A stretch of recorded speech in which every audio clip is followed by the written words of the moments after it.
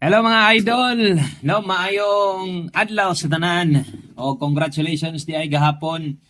At least no nakabuy naman ta padaog to 6. Katong niagi 0660 pero 9 PM man nilusod so medyo wa na kaayoy gukod pa no. So ang kagahapon kay sa 5 PM lusot.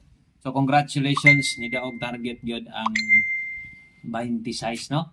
So mo na atong ginaingon sa inyo ha nga saligi gid ning atong bagdo class to dire. Bisan pa ugay last to bisan pag di ka makatayag last to sa inyong lugar. Gamita kay base parehas ato ang sa gihatag nato atong kombinasyon gid 5 to 6 man so nag-slide.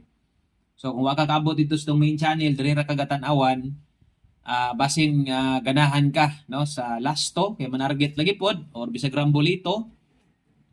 Pwede kini mo nang punan o pamoste diha aron na kay pang 3D nga itaya nimo. Okay? So palihog kog follow sa ani daan nga channel, i-subscribe ni onya i-share na lang sad kay naa na sad tay para karong adlaw pabagdukan sa inyo ha. Unang lasto na to natay 2-3. O basta kay og mapildi manggaling nitong lasto sa kung ikaingon pirme, di gid na mulayo. Di gid na ingon nga nabiyaan taglayo, di gid na. Tagsara kay na mabiyaan man siguro. Pero talagsaon na kay. Numdumay lang nga naka-all draw guides ni. 2-5 ug 9 PM.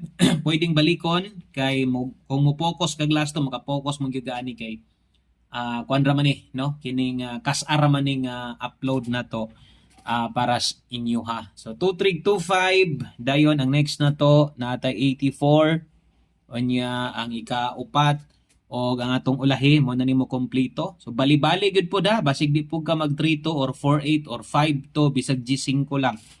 Sayang sad kaayo. So ang ulahi naatay 5-8. So 5-8-2-5, 2-3 og 8-4. Kana lang. Daghang salamat o good luck sa tanan.